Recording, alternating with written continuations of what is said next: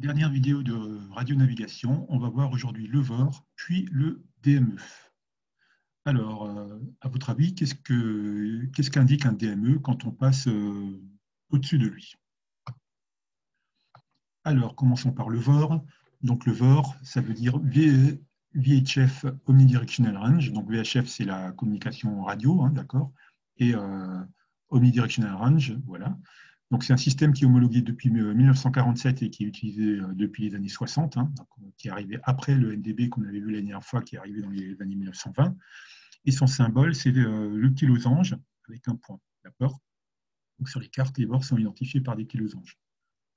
Alors, le principe du VOR, c'est qu'on va tourner un petit bouton qui s'appelle le bouton OBS, Omni Bearing Selector, et jusqu'à ce qu'une barre de tendance se mette au milieu. D'accord? Donc la barre de tendance, elle peut être verticale ou alors elle peut être penchée comme ça, accrochée par le haut. D'accord? Donc en même temps qu'on tourne l'OBS, on a une rosace autour, donc une rose des vents qui va tourner. Et quand la rosace va se mettre, quand la barre va se mettre pile au milieu, et ben la rosace ça va nous indiquer en haut la route magnétique à rejoindre pour aller vers la station ou pour en revenir, d'accord? Ça dépend si on est en to ou en from. Et donc, on va voir le QDM qu'on avait déjà vu la dernière fois, qu'on appelle aussi relèvement de la station par l'avion, ou le QDR qu'on appelle radial. Alors, l'avion se trouve donc sur une radiale, hein, ou QDR, et donc la radiale, c'est le relèvement de l'avion par la station, alors que, donc, comme je disais tout à l'heure, le QDM, c'est le relèvement de la station par l'avion. D'accord ? Alors, ensuite, on a le DME. Le DME est souvent, donc c'est le Distance Measuring Equipment, et il est souvent co-implanté avec un VOR. Mais il peut aussi être co-implanté avec d'autres instruments, des instruments d'approche, l'ILS, ce genre de choses. Donc, son symbole, c'est un rectangle. Et s'il est co-implanté avec un VOR, on va avoir le rectangle qui va encadrer le losange, pardon, flûte, le nom m'échappe, l'hexagone, oui, l'hexagone du VOR. D'accord, le VOR, c'est un hexagone, et le rectangle, le DME, c'est un rectangle. Donc, on peut avoir un VOR DME.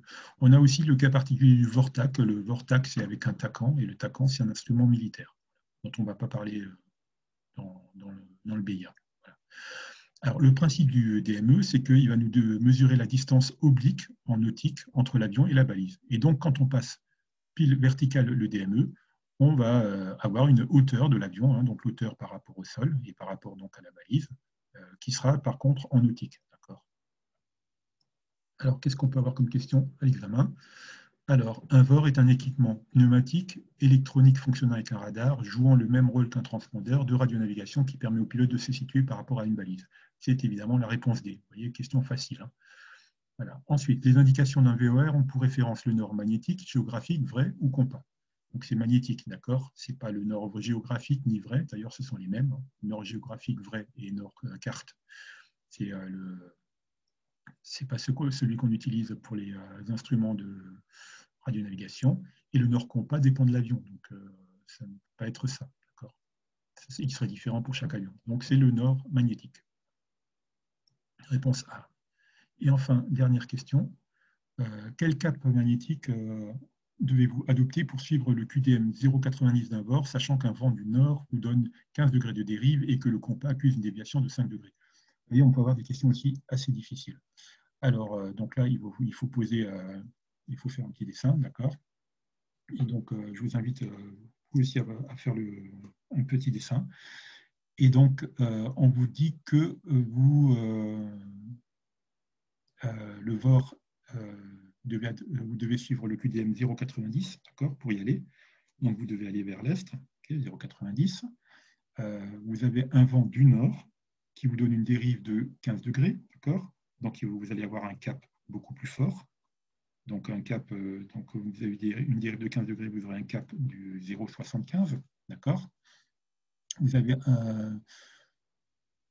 un cap, le compas accuse une déviation de 5 degrés, mais le compas, on s'en moque parce que c'est un cap magnétique qu'on vous demande. Donc, vous allez avoir un cap 0,75, d'accord. C'est la réponse A. C'est 0,90 moins 15 degrés.